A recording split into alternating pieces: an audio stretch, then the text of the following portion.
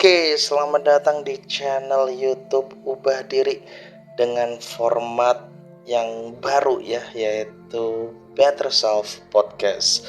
Dan ini adalah episode pertama. Sekaligus saya ingin membahas tentang kesetiaan. Ya. Lebih fokusnya adalah tidak ada kesetiaan saat PDKT. Kenapa topik ini ingin saya bahas? Karena bagi saya ini adalah topik yang menarik, karena topik ini tercetus karena ketika saya live di TikTok @ubah.diri ya, banyak viewers yang bertanya gitu ya, Bang, gimana sih cara PDKT yang efektif gitu biar cepet dapat pacar yang sesuai dengan kita gitu ya. Lalu saya memberi saran, kalau misalnya PDKT ya, kalau misalnya lagi PDKT itu jangan cuma satu, tapi banyak, lebih dari satu gebetan. Dan mereka banyak yang gak setuju ya, Bang, masa kita gebetannya lebih dari satu sih? Emang paling banyak yang abang saranin berapa? Ya 3 atau 5 gebetan lah gitu. Kalau saya pribadi biasanya gebetannya ada 5 gitu, saya batasi hingga 5. Mereka lebih ini ya, langsung kayak nggak setuju gitu kan, bahwa loh Bang, kalau misalnya gebetannya banyak gitu berarti kita nggak setia dong. Nah, di situ saya mulai bingung ya. Sejak kapan kita harus setia sama gebetan? Oke, mungkin sepertinya banyak orang yang belum mengerti bahwa ada 3 fase dalam dinamika romansa. Fase yang pertama itu adalah pre-relationship. Fase pre-relationship itu adalah fase pengenalan alias fase-fase PDKT ya.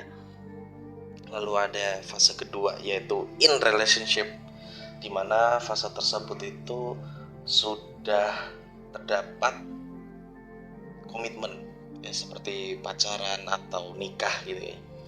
Dan fase yang terakhir yaitu fase ketiga adalah post relationship, fase di mana kita sudah mengakhiri hubungan. Oke, hubungannya sudah berakhir, komitmennya sudah berakhir alias putus. Nah, kebanyakan orang sepertinya kurang mengerti cara-cara bermainnya gitu loh. Karena kesetiaan itu tepatnya bukan di pre-relationship alias di PDKT, bukan bro. Oke ya. Jadi kesetiaan atau setia itu tempatnya bukan di fase pre-relationship. Kesetiaan itu mainnya di in relationship, ketika teman-teman itu sudah menjalin komitmen, entah itu pacaran atau menikah gitu loh. Oke? Jadi jangan salah fase. Dan kita harus tahu cara mainnya. Kalau misalnya nih ya, kita setia sama gebetan, yang mana gebetan itu belum komitmen, belum pacaran gitu loh, belum nikah, baru sebatas gebetan doang, cuman sebatas teman dan ingin dekat. Namanya juga PDKT, pendekatan gitu loh ya. Kita cuman lagi mendekati. Dan agak absurd kalau misalnya di fase PDKT kita setia gitu loh. Saya tuh nggak habis pikir ya sama banyak orang yang mereka itu setia dulu sama gebetan dengan logika yang nggak masuk akal menurut saya ya. Yaitu kalau misalnya kita setia saat PDKT, kita setia dengan gebetan kita, itu menunjukkan bahwa kita juga setia saat berkomitmen, saat pacaran atau nikah. Men, salah fase broku ya. Dan bro, bro harus tahu bahwa ya para wanita itu dideketin banyak cowok. Oke, terutama kalau misalnya kamu PDKT sama cewek yang cakep, cowoknya tuh nggak cuman kamu doang gitu loh, maksudku. Kalau misalnya kamu punya gebetan cantik, cakep, ya, high value banget lah, emang cowok yang dideketin itu cuman kamu doang, cuman Anda doang? Enggak lah, dia dideketin banyak cowok. Oke, kenapa para wanita punya gebetan banyak? Karena ingin nge-compare. Oke, ingin tahu mana yang cocok, mana yang layak dan pantas untuk menjadi kekasihnya. Kalau misalnya Anda seorang pria setia sama gebetan, itu absurd, kocak, lucu. Jadinya dagelan, ngerti nggak? Oke, nggak efektif. Nggak apa-apa kalau misalnya kamu mau setia saat PDKT, itu nggak apa-apa, cuman nggak efektif aja. Oke, kemungkinan ya, insya Allah di episode berikutnya saya akan bahas ya PDKT yang efektif itu seperti apa, mana yang lebih efektif, gebetan yang banyak atau gebetannya cuma satu doang, fokus di satu doang. Oke, bahkan kalau misalnya Anda mendengarkan audio ini sampai habis, sepertinya Anda sudah paham mana yang lebih efektif. Oke, balik lagi ke materi saat ini. Tidak ada kesetiaan saat PDKT. Fasenya beda, bro. Kesetiaan fasenya di in relationship. Ketika Anda sudah berkomitmen, ketika Anda sudah pacaran, ketika Anda sudah menikah, baru setia. Bukan pas PDKT, bukan pas jadi gebetan, bukan di fase pre-relationship. Itu analoginya.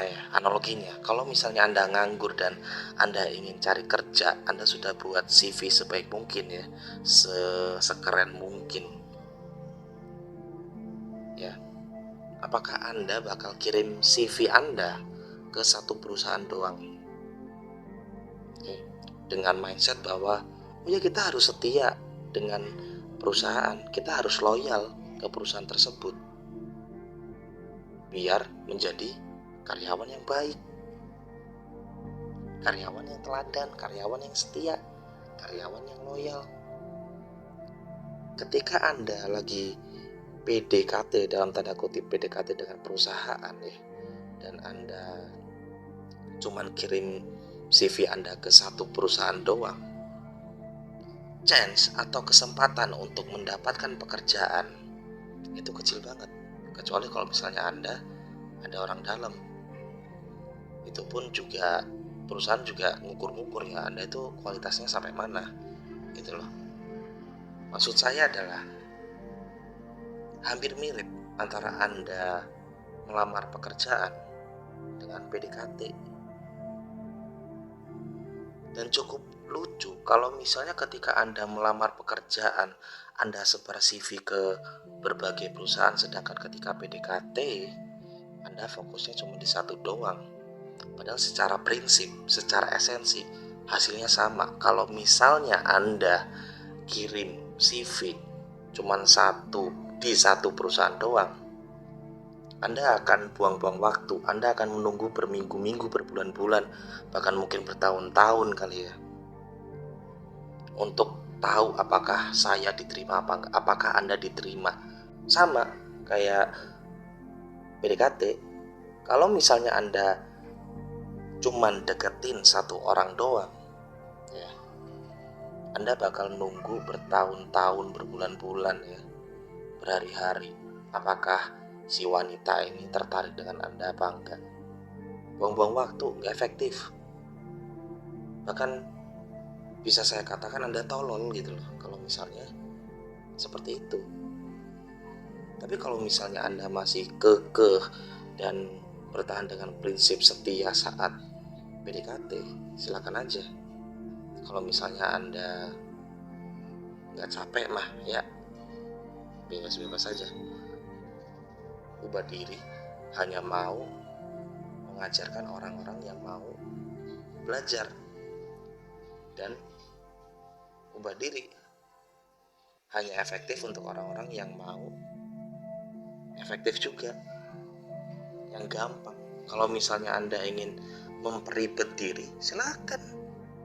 Saya sudah menawarkan cara PDKT yang efektif. Daripada uni gebetan, mending multi gebetan. Oke. Dan ketika Anda bermain multi gebetan pun itu juga ada caranya, bro. Oke. Jadi segitu dulu Better Self Podcast episode pertama. Kalau misalnya Anda belum subscribe channel Ubah Diri, silakan subscribe sekarang @ubahDiri111. Dan kalau misalnya Anda punya akun TikTok, silakan follow @ubah.diri. Kalau misalnya Anda ingin konsultasi one-on-one dengan saya, entah itu secara online atau offline, silahkan kunjungi website sociabuzz.com/ubahDiri, sociabuzz.com/ubahDiri, sociabuzz.com/ubahDiri. Atau Anda bisa klik link yang ada di deskripsi. So, sampai jumpa di Better Self Podcast selanjutnya. Bye bye guys.